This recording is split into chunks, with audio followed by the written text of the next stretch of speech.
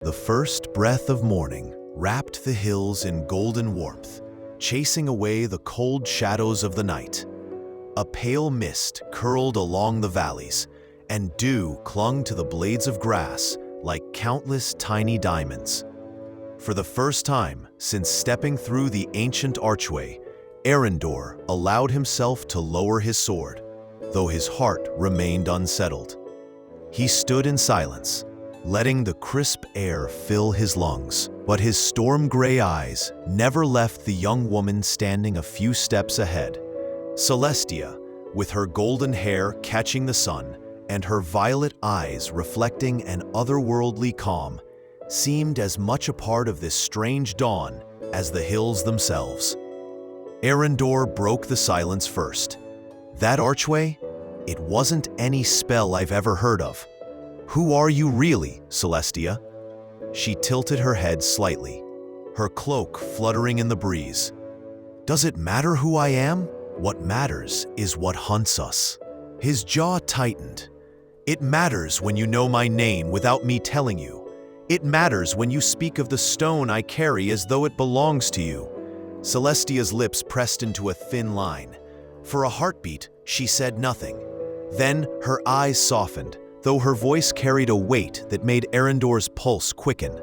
I know your name because your story has been written in whispers long before you were born. And as for the stone, it does not belong to me or to you. It belongs to the fate of Eldoria itself. Her words struck him harder than he expected. He had thought of the stone only as a burden, a mission passed to him by his dying master. Never once had he considered it something tied to destiny. You speak as if you've been waiting for me, he said cautiously. I have, she answered simply, though not for you alone, for both of us. Our paths were always meant to cross. Eryndor shook his head, half in disbelief. You expect me to believe that? That some force beyond us pushed us together in the cursed veil? Celestia turned toward him fully then, her eyes glowing faintly with that same violet fire he had seen the night before. Do you truly think it was chance that brought us there, at the exact moment the shadow beasts awakened?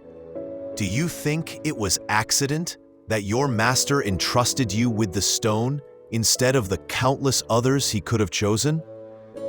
Her words lodged deep in his chest. The truth was, he had never asked why his master had chosen him. He had never felt worthy of such responsibility. And now, hearing Celestia's voice, he felt that weight more than ever. But before he could respond, a sudden gust of wind swept over the hill, stronger than any natural breeze. The grass flattened in waves, and the sky itself seemed to ripple. Eryndor's instincts flared. He gripped the hilt of his sword. Something's wrong. Celestia's expression hardened. They've found us. A shrill cry pierced the air, sharp enough to rattle the bones. Eryndor looked skyward just as a shape broke through the misty clouds. Vast, winged, and wreathed in fire. Its scales gleamed like molten bronze, and its eyes burned with relentless fury. Behind it came another and another, their cries shattering the peace of dawn. Eryndor's breath caught. By the gods! Celestia's voice was grim. Skyward Sentinels, guardians born from flame and smoke. They are not of flesh, but of spellcraft, summoned to hunt what should not exist. And they are here for us. The creatures circled lower, their massive wings stirring the air into violent currents. Eryndor's horse screamed and bolted into the trees, leaving them stranded. He drew his sword. Tell me how to kill them.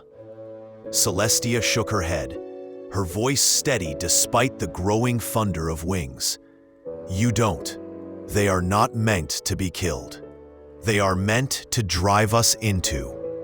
Then what do we do? Her gaze snapped to his, fierce and unyielding. We stand our ground. The stone cannot fall into their hands. If it does, Eldoria will burn. The sentinels dove, their talons glowing like blades of fire. Eryndor leapt aside as one struck the ground, tearing a crater into the hilltop. The heat scorched his skin, and he swung his sword with desperate precision, the steel sparking uselessly against the creature's fiery armor. Celestia lifted her hands, her voice breaking into a chant that resonated like music woven from thunder and light. Violet energy rippled outward, colliding with the sentinel's flames, forcing it back. The air hummed with raw power, and for a moment, dawn itself seemed to bend around her. Eryndor risked a glance at her, awe flashing in his eyes, even as he parried another strike. "You're stronger than I thought." Her lips curved faintly despite the chaos. "And you're more stubborn than I expected." Another sentinel descended, its molten wings folding as it struck with terrifying force. Eryndor rolled, his blade slashing across one of its talons, and though it left no wound, the sheer defiance in his movement bought Celestia the seconds she needed. Her chant rose, faster now, and the runes she had summoned in the veil reappeared in the air around them, glowing in a perfect circle. With a final cry, she slammed her palms together, and the circle erupted in a wave of violet light. The sentinels screamed as the light swallowed them, their fiery forms dissolving into smoke. One by one, they vanished, leaving only silence and the smell of scorched air behind. Eryndor collapsed to one knee, chest heaving, sweat dripping down his brow. He turned to Celestia, who looked equally drained, her hands trembling as she lowered them. "They'll be back," she whispered. This was only a test. Eryndor tightened his grip on his sword, his voice low but steady. "Then, next time, we'll be ready." Celestia's gaze lingered on him, searching his face as if weighing the man behind the blade. Slowly, she nodded. "If you are willing to trust me, Eryndor, I will tell you everything about the stone, about the prophecy, about why the shadows and the skies hunt us both." The morning sun blazed across the hilltop, and though the danger had passed, Eryndor knew the peace was only temporary. Destiny had gripped them both, and it would not let go. The warrior and the sorceress stood side by side, their breaths mingling with the wind as the true journey began to unfold.